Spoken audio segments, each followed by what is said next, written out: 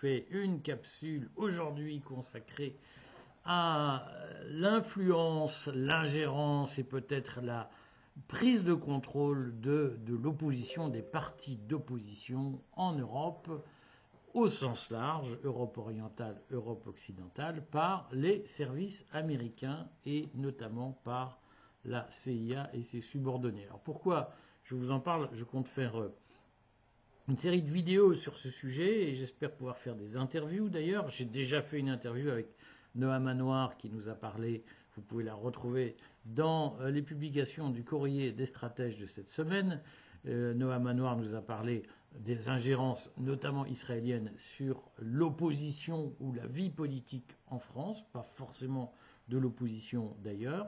Il y a, cela dit, des éléments nouveaux qui arrivent et qui sont tout à fait intéressants. Dans ces éléments nouveaux, il y a un sujet fondamental qui est la publication d'un rapport, d'une espèce de manuel pratique qui a été rédigé par l'Atlantic Council, qui est l'un de ces think tanks, l'une de ces nébuleuses qui sont la voix de la CIA, qui en tout cas accompagnent la parole du deep state américain en matière de politique étrangère et d'influence en Europe. Alors que dit ce manuel? J'espère avoir une interview sur ce sujet cette semaine, donc je ne vais pas tout centrer sur le contenu de ce manuel aujourd'hui, mais ce manuel annonce de nouvelles révolutions de couleur en Europe. Ce manuel considère qu'il y a, on considère historiquement qu'il y a eu une phase, première phase allant de 1976 à 2008 en Europe pour mener des révolutions de couleur. Alors, ça a été suivi après par les printemps arabes qui sont aussi qui ont fonctionné de la même façon que les révolutions de couleur, à ceci près que les printemps arabes qui ont essentiellement consisté à destituer des régimes laïques, souvent des régimes organisés par l'ancien parti basse fondé par Nasser, qui dirigeait l'Égypte, la Syrie et l'Irak à une époque. On voit bien qu'il y a eu une tentative de déposition de Bachar el-Assad en Syrie qui n'a pas fonctionné.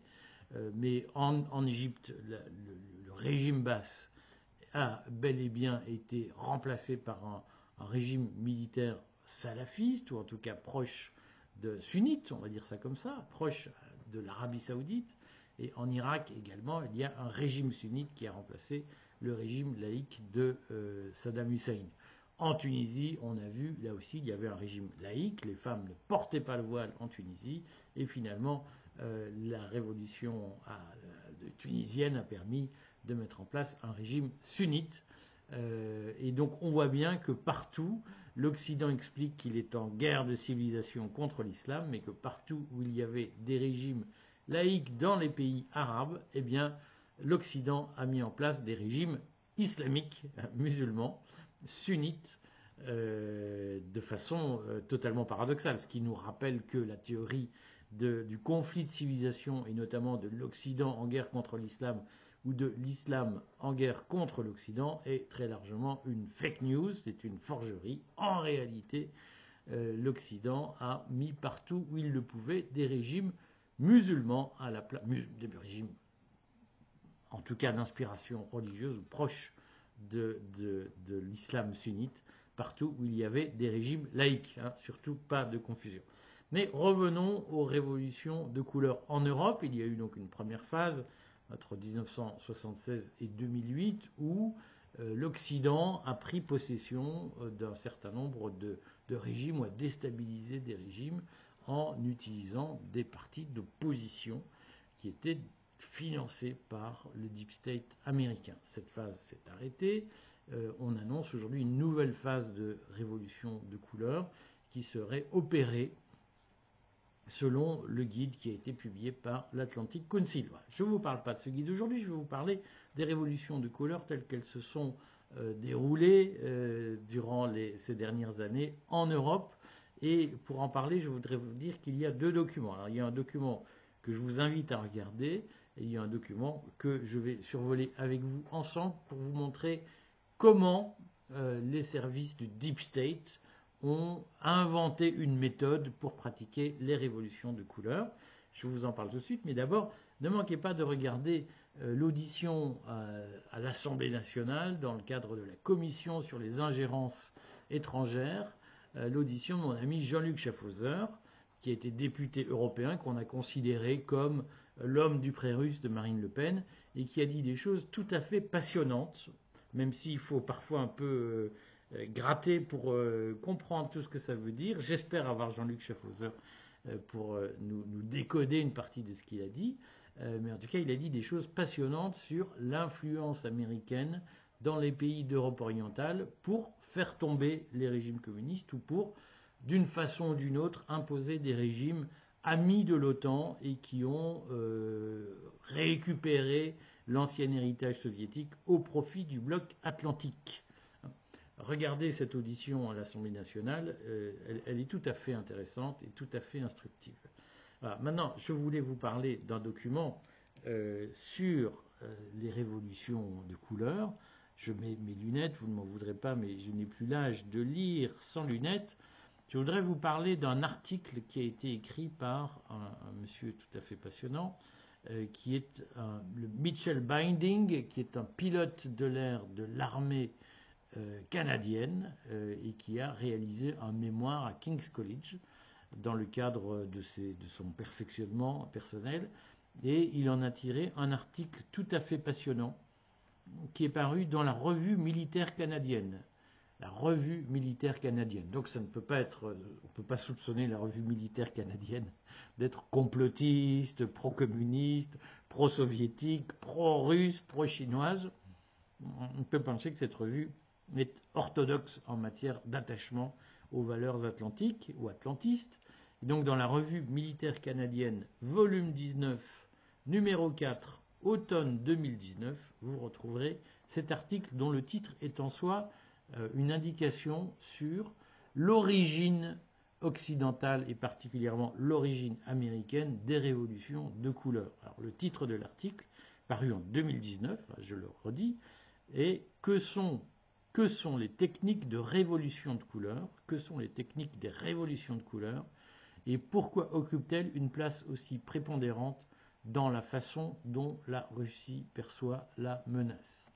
Alors, Mitchell Binding nous dit des choses tout à fait passionnantes. Je ne vais évidemment pas vous lire tout l'article, je vais vous lire des extraits de la page 55 de la revue militaire canadienne, volume 19, numéro 4, automne 2019. Alors, notre ami Binding, canadien, nous explique que la Russie s'est beaucoup posé la question de l'utilité des révolutions de couleur. Alors il signale par exemple que Sergueï Lavrov s'est exprimé, mais je voudrais surtout qu'on reprenne les propos de Valéry Gerasimov qui sont cités par M. Binding.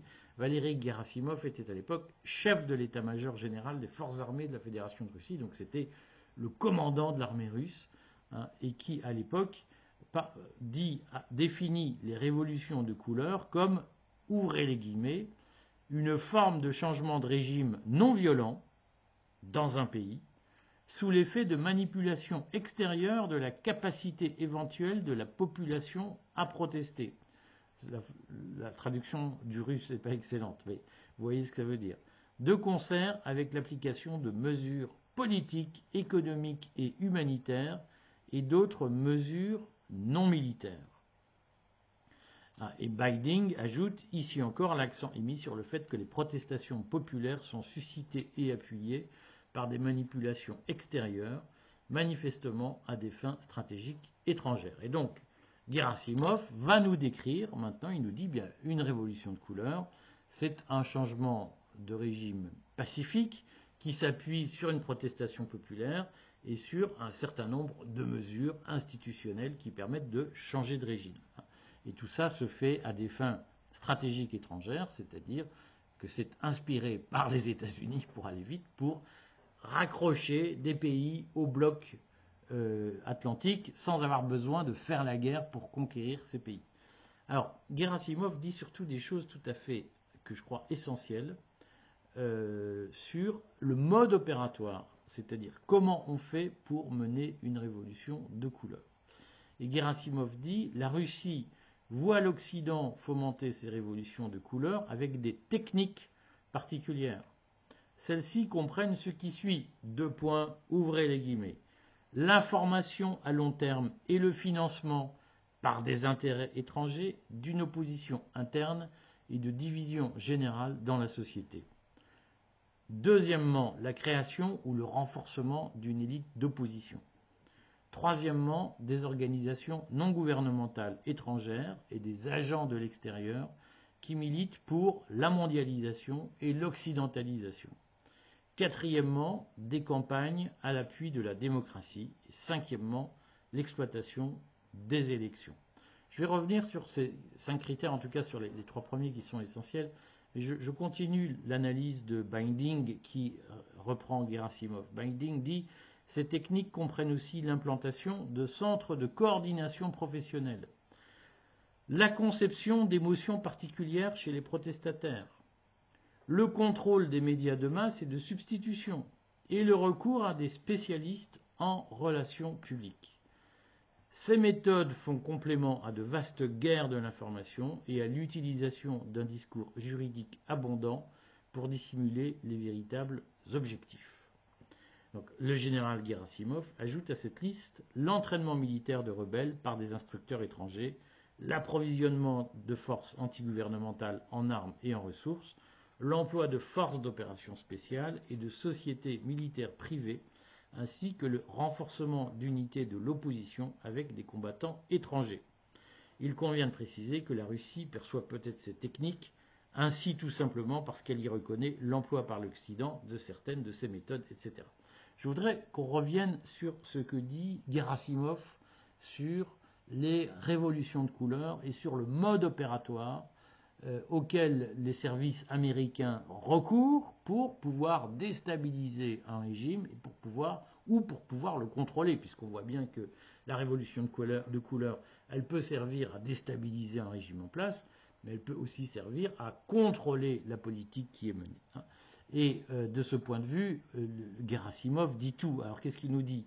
D'abord qu'on forme, on finance une opposition interne et des divisions générales de la société. C'est-à-dire que les services américains, à un moment donné, choisissent leurs opposants et ils vont les former et petit à petit les préparer au pouvoir tout en organisant des divisions au sein d'un pays. Et ça vous permet de comprendre pourquoi, par exemple, au sein des milieux souverainistes, on trouve des gens qui sont, d'une façon ou d'une autre, approchés par les services américains. Alors, je vous l'ai dit, on a vu par exemple que Randy Yallows, qui est le président des Republican Overseas, les républicains américains en France, Randy Yallows a organisé une journée le 10 novembre, essentiellement tournée autour d'Éric Zemmour, mais où étaient présents un certain nombre de caciques de l'opposition en France, de l'opposition populiste ou identitaire ou souverainiste. On a eu un peu toute la gamme et on voit bien que même si les participants à cette réunion se défendent du caractère politique de leur présence, on voit bien qu'il y a une stratégie américaine qui consiste à infiltrer tous les milieux politiques, y compris ceux qui contestent la soumission aux États-Unis et qui préconisent une doctrine souverainiste. Donc ça, c'est fondamental, c'est qu'à un moment donné, cette approche de l'opposition, de la dissidence, dirait-on, elle fait partie d'une stratégie de contrôle déployée par les Américains. On ajoutera deuxième critère qui me paraît moi très important, c'est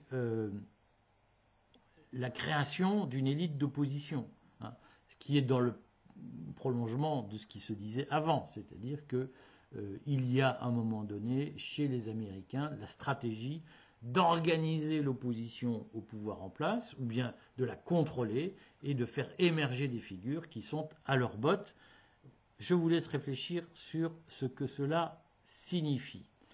On voit bien dans la continuité que Gerasimov nous explique que la révolution de couleur, elle participe d'organisations non gouvernementales étrangères et d'agents de l'extérieur, c'est-à-dire des gens qui apparaissent comme indépendants, qui en apparence sont des opposants loyaux, mais des agents de l'extérieur qui militent pour la mondialisation et l'occidentalisation. Et donc là aussi, on voit bien que les révolutions de couleur, elles passent par la thématique de la mondialisation, de l'occidentalisation. Et vous ne m'en voudrez pas si je constate qu'à la Worldwide Freedom Initiative de Randy Yellows, organisée par les Republican Overseas, il y avait Éric Zemmour qui s'est déclaré pour l'Occident judéo-chrétien contre l'islam. Et là, on retrouve bien ce thème de l'occidentalisation comme celui de la mondialisation, qui sont des thèmes favoris pour les chevaux de Troie envoyés par les services américains pour animer l'opposition à un régime et la contrôler d'une façon ou d'une autre. Gerasimov ajoute un autre point qui est que les services américains doivent faire des campagnes en faveur de la démocratie dans des pays qu'ils considèrent comme des pays autoritaires. Alors, je saute quelques critères pour dire que Gerasimov dit dans les techniques de révolution de couleur, il y a la conception d'émotions particulières chez les protestataires. Alors, c'est une traduction du russe, ça veut dire que globalement, il y a des campagnes qui visent à faire émerger des sentiments dans les milieux dissidents, dans les milieux qui contestent le pouvoir en place. Les services américains vont s'arranger pour faire naître des campagnes émotionnelles, pour susciter des émotions, susciter un état d'esprit particulier, et pour contrôler les médias de masse et de substitution. C'est-à-dire que Gerasimov dit une des techniques américaines, ça consiste à infiltrer les médias en principe dissidents ou alternatifs, les médias de réinformation, comme on dirait aujourd'hui. Donc tout cela est parfaitement théorisé et tout cela est parfaitement organisé. Donc il faut comprendre que d'une certaine façon, nous sommes face aux révolutions de couleur dans un système qui est parfaitement écrit et qui est parfaitement théorisé et cadré par les services américains et qui est exportable dans n'importe quel pays. J'insiste sur ce point, c'est-à-dire que ces techniques n'ont pas seulement été utilisées en Ukraine ou dans les pays de l'Est au moment de la contestation du bloc soviétique. Ces méthodes peuvent être utilisées, y compris en France, par exemple en finançant des médias de substitution. J'en profite pour redire que le Courrier des stratèges, qui est un média de substitution, n'est financé par personne, si ce n'est par ses lecteurs, et que nous, nos comptes sont absolument propres et publics. Nous avons un capital social de 10 000 euros et nous avons un fonctionnement qui est financé par les abonnements sans aucun apport extérieur. Cette transparence financière est importante parce que comprenez que, comme le dit Gerasimov sur les révolutions de couleur telles qu'elles sont vues depuis la Russie, mais c'est une analyse qui permet de comprendre comment fonctionne l'influence américaine et la mise sous contrôle des oppositions par le deep state américain. Eh bien, dans ces techniques, il y a des financements qui arrivent au profit de médias non mainstream, de médias de réinformation, qui infiltrent la dissidence et qui la récupèrent ou la neutralisent et la mettent au service de la cause atlantiste. Alors, j'insiste sur ce point parce que je parle souvent de l'infiltration cognitive telle qu'elle a été théorisée par Kassenstein, qui est une des grandes figures du monde néoconservateur, qui a théorisé le nudge et qui a fait partie de l'équipe Obama et qui est professeur d'université aux États-Unis, qui intervient régulièrement, qui est l'auteur d'un article retentissant sur les théories du complot et sur la meilleure manière de les combattre, où il préconise d'utiliser des agents infiltrés pour semer le doute, pour contrôler les complotistes. Eh bien, dans cette mouvance, il y a aussi la théorie qu'il faut s'approprier, acheter d'une façon ou d'une autre, de façon plus ou moins ouverte, les médias qui critiquent les médias complotistes pour pouvoir contrôler leur activité et éviter qu'ils ne débordent. C'est ce qu'on appelle les contrôleurs d'opinion, c'est ce que Noam Manoir appelle les agents de canalisation, c'est-à-dire qu'à un moment donné, on crée des opposants qui sont peut-être sincères à la base, on va leur donner un statut, une validation, on va mettre en scène leur statut d'opposant et de dissident, et bien entendu, ils sont là pour éviter que tout ça ne déborde et que la situation ne parte en quenouille. Alors, dans ces techniques, je le vois par exemple sur X, ex-Twitter, sur X, je vois régulièrement des gens qui sont manifestement au service d'intérêts étrangers, qui désignent tel ou tel opposant en France en disant lui, il est anti-ceci, anti-cela. Bon, quand on est de l'intérieur, on sait que c'est totalement faux.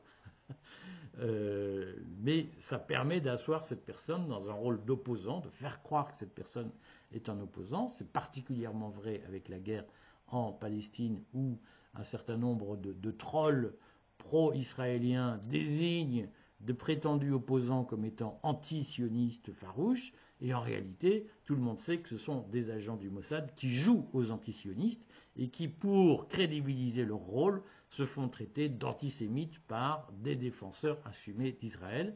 Ils font l'objet de campagnes de haine totalement artificielles et inventées pour légitimer leur statut et pour contrôler les personnes qui seraient susceptibles de se rattacher, par exemple, à l'antisionisme ou à l'antisémitisme.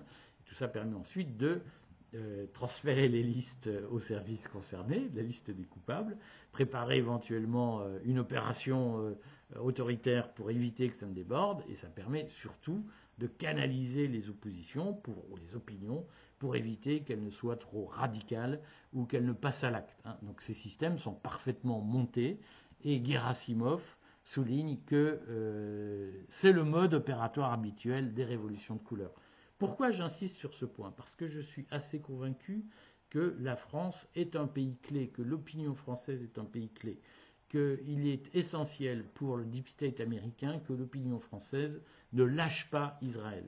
Il est essentiel pour le deep state américain que l'opinion française ne rentre pas dans la voie du Frexit et reste attachée à l'Union européenne et ne conteste pas la mondialisation. Il est essentiel pour le deep state américain, d'une certaine façon, de sauver Emmanuel Macron et d'éviter qu'il ne soit débordé par une opposition interne. Donc il y a des moyens importants qui sont mis de toutes parts pour ceinturer, quadriller l'opposition, et je le dis particulièrement à l'approche des élections européennes. J'ai fait une petite vidéo sur le fil Telegram du Courrier des Stratèges où j'explique, vidéo gratuite, rejoignez ce fil, restez libre sur Telegram, où j'explique la règle du jeu caché des élections européennes qui permet de tenir l'opinion, mais je crois que face au risque de débordement, eh bien, les réseaux, notamment les réseaux proches d'Israël, des intérêts israéliens, on les connaît maintenant à la faveur de la guerre à Gaza, beaucoup se sont démasqués. On a vu le militantisme d'un André Berkoff, d'un Éric Morillo, qui sont des gens très engagés dans la cause mondialiste, qui jouent aux souverainistes ou aux contestataires du système, mais qui déjà au moment des émeutes avaient montré qu'ils étaient là pour défendre Macron et le système Macron face à la contestation populaire, et qui maintenant, dans le cadre de cette guerre entre Israël et la Palestine, deviennent sans vergogne des agents de défense, de propagande pro-israélienne, et donc de protection du modèle mondialiste contre les contestations qui peuvent émerger. Donc c'est à cette occasion, c'est le terrible, le tragique bienfait de la guerre en Israël, c'est que beaucoup de masques sont tombés et beaucoup de gens qui se prétendaient être des souverainistes opposés à la domination américaine deviennent des agents de cette domination, en tout cas ne cachent plus qu'ils le sont, et d'une façon ou d'une autre vont chercher à contrôler les oppositions dissidentes. On comprend, ils ont été infiltrés dans la dissidence pour la neutraliser et pour éviter que n'émergent des figures contestataires que le deep state ne contrôlerait pas. Voilà, le cadre général, je vais continuer cette série pour vous expliquer comment le deep state a investi dans une stratégie de révolution de couleur qui devrait reprendre un peu partout en Europe dans les années qui viennent. Et bien comment le deep state a investi ce qu'on appelle la dissidence, parfois la résistance, pour éviter qu'elle ne puisse prendre le pouvoir. Ça repose essentiellement sur des agents masqués, des agents d'influence, parce que la presse russe appelle la cinquième colonne, qui sont là pour contrôler l'opposition et pour induire des divisions, des doutes, éviter que des mouvements ne prennent trop d'ampleur. Posez-moi vos questions, j'y répondrai bien entendu, et puis je vais essayer d'avoir des interviews sur tous ces sujets, notamment sur les prochaines révolutions de couleur, pour que vous puissiez nourrir votre réflexion sur ce que vous percevez parfois en vous disant mais non, c'est pas possible, ça n'existe pas. Eh bien si, voyez, un colonel de l'armée canadienne qui travaille sur les techniques de contre-influence a produit un article dans la revue militaire canadienne où il explique comment ça s'est passé et comment les Russes eux-mêmes analysent la situation. À bientôt.